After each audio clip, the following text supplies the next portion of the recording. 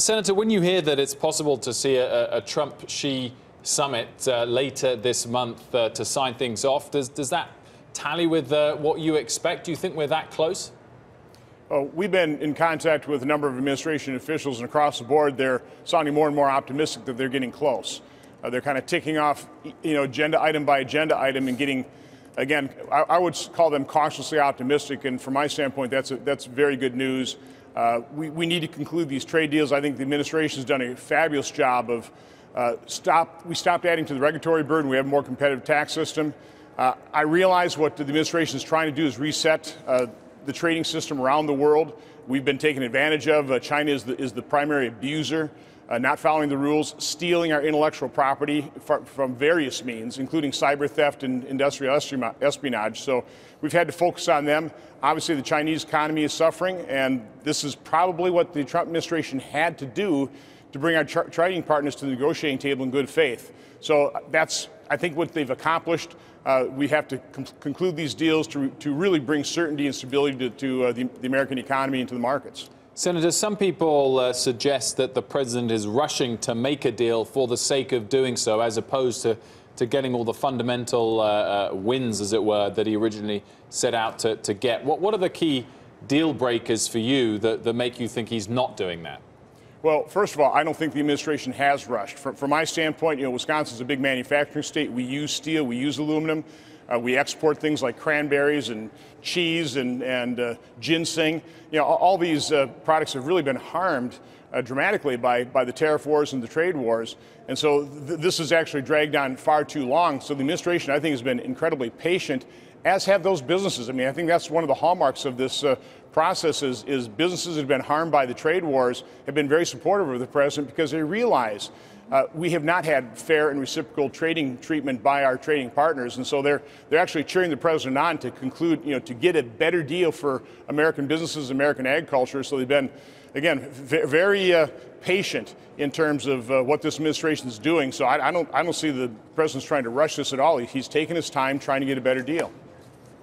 And what about this talk of potential enforcement mechanisms? I mean, a lot of it seems like the battlefront right now in these negotiations is about not just commitments, but how they might be policed down the road. So we do actually see some quotes of the president making comments saying he'll only agree to a deal if it's perfect, if it's right. So exactly, I guess, how much longer would we want to kind of go down here and say we have to have these mechanisms, whether they be existing tariffs or the threat of new tariffs? Well, enforcement is crucial. Having a deal that you can't enforce is really not worth the piece of paper it's written on. So certainly what senators and members of Congress have been talking to the administration about is how crucial enforcement is. We've seen past trade deals that have just been violated and not followed whatsoever because you don't have strong enforcement mechanisms. So again, what this president wants to do is he would like a tariff-free world. He'd like total reciprocal treatment. I'm not sure that's ever possible, but let's get a better relationship with our trading partners, and we certainly have to make sure that China starts following the rules of the road. And of course, the best way to do that is have a united front of the rest of the trading world demanding that. Senator, you're chair of the Homeland Security Committee. Do you think that North Korea poses a direct threat to the safety of domestic U.S. citizens? And do you think the president should pursue peace and a deal with North Korea if it comes at the expense of some terms in the China trade talks?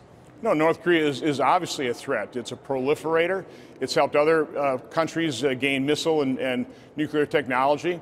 And they are a direct threat to the U.S. homeland, probably. We're not 100% sure exactly how far they are in terms of missile and nuclear development, but they also have satellite capabilities. So no, I'm highly concerned about North Korea. It's been a vexing problem. It's not an easy problem to solve. Past administrations have tried, haven't really gotten very far. This president is trying a different technique, and I, for one, hope he succeeds. But to Wilf's point, the Chinese have been the one who have been propping up this government in North Korea. Without their help, it wouldn't continue to exist. Is it worth giving a little in the trade talks in order to get their cooperation on this front? Well, I've been consistently saying for quite some time, among the many priorities we have with our relationship with China, our top priority is getting them to continue these sanctions so we can actually solve the North Korean problem, because I just think that is probably the top problem we have with China and North Korea, and we need their cooperation. We need Russia's cooperation. We need the cooperation of the world. Certainly, it's not good for China to have a nuclear Korean peninsula, so they should be on the same page. But again, there are so many other issues involved. Some of these things intermingle, and it's hard to separate all these. But it's also in China's best interest to, from my standpoint, re-embrace more of a market economy. Sure. And one of the reasons we're so concerned about China, made in China 2025, is we're concerned that they're going to do to 10 other manufacturing sectors what they did in steel, which was misallocate capital, produce gross overcapacity, and that'll harm those other manufacturing sectors throughout the world. So that's one of the things we're trying to do. Is China does not have a market economy, so it misallocates capital, and that creates real trouble in other economies. So the president walked away from the North Korea deal, said there wasn't a deal to be made there. What would be a deal breaker in terms of the China trade talks, as far as you're concerned? Well, one thing I'm highly concerned about is what are we going to do in terms of enforce China's theft of our intellectual property through cyber means and through espionage. I don't think those are really part of the negotiations right now. I'm not sure they really can be part of it, so we're going to have to do that through enforcement. You're seeing the charges against Huawei. I think those are probably appropriate. They can try and prove their innocence in a court of law, but we have to enforce our laws when it comes to cyber and other forms of theft and espionage.